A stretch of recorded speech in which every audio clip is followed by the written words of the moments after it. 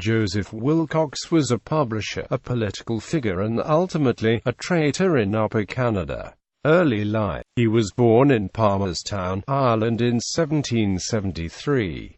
He came to York at the age of 27, staying initially with his second cousin once removed, William Willcocks. However, after acquiring a position as clerk to Peter Russell, an older distant cousin, he moved in with Russell and his half-sister, Elizabeth, who was 19 years Willcocks' senior. This, however, did nothing to cool his apparent ardor. To quote him, "No fair one has yet made any impression on me, nor do I think there shall in this country, for I fear in general they are destitute of and money." And to quote Riddle in his Joseph Willcocks, Sheriff, Member of Parliament and traitor, "If she was destitute of the beauty which does not make the pot boil, she undoubtedly had and expected to have money."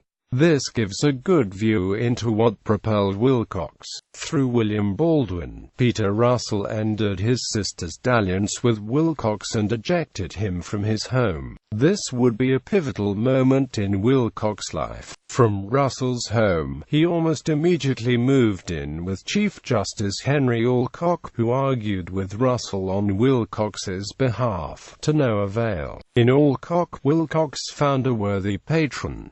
Although he would write, "Mediocrity is the summit of my ambition," changes were afoot in the political dynamic of Upper and Lower Canada, changes that would result in the ill-fated rebellion some 30 years later. Career. In 1804, he became sheriff for the home district, largely through his association with Chief Justice Henry Alcock. He was active in an 1806 by-election for Robert Thorpe, a friend and neighbor. Willcocks and Thorpe were concerned about changes in government policies regarding land grants, which were controlled by the Executive Council, an appointed body. As a result of these criticisms, Lieutenant Governor Francis Gore removed Thorpe from office and withdrew Willcocks' appointment as sheriff in 1807, citing general and notorious bad conduct. Although Willcocks counted himself among Thorpe's contingent, he wasn't as close to the center as he perceived himself to be. Thorpe described Willcocks as lacking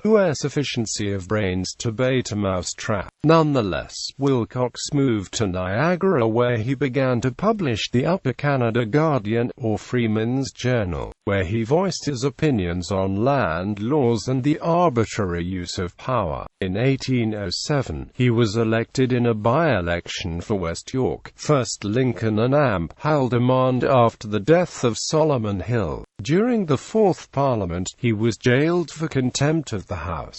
However, he was re-elected in 1808 to 1st Lincoln and Haldimand and in 1812 to 1st Lincoln. In June 1812, he stopped publishing his journal, either apparently due to problems with his printing press or because he had sold it to a Richard Hatt. Willcocks was the face of the opposition within the House against those who they believed to be part of they aligned themselves with the colonial administration. During the last session of the Fifth Parliament, Willcocks and his group successfully resisted efforts by Administrator Isaac Brock to pass a number of measures preparing for the expected war with the United States. It has been suggested that Brock maintained an alternate avenue of rapprochement with Willcocks by way of a shared Masonic membership in Niagara Lodge. However, in 1812, Brock enlisted Willcocks to assist in ensuring the loyalty and participation of the Six Nations peoples to Upper Canada and the Crown, a task he completed successfully despite illness on his part. For Willcocks, the death of Brock at Queenston Heights on October 13, 1812 marked the beginning of the end. Although fighting alongside the Six Nations warriors who were part of Schieffer's ultimately successful retaking of the Redden Battery, he must have realized that the political dynamic in the province would have been inevitably changed with the death of Brock. Whereas Brock was not above playing upon human nature, subsequent provincial administrators were not so diplomatic. He also helped recruit men for the militia. He was greatly disturbed when, after the invasion of the Niagara Peninsula in 1813, military rule and harsh measures against people expressing disloyal opinions were introduced in the province, which Willcocks saw as an abandonment of democratic principles. In July 1813, he committed treason by offering his services to the Americans while a sitting member of the Legislative Assembly of Upper Canada. He was given the rank of major in the American Army and raised a company of Canadian volunteers consisting of expatriate Canadians fighting on the American side. He was subsequently promoted to the rank of lieutenant colonel.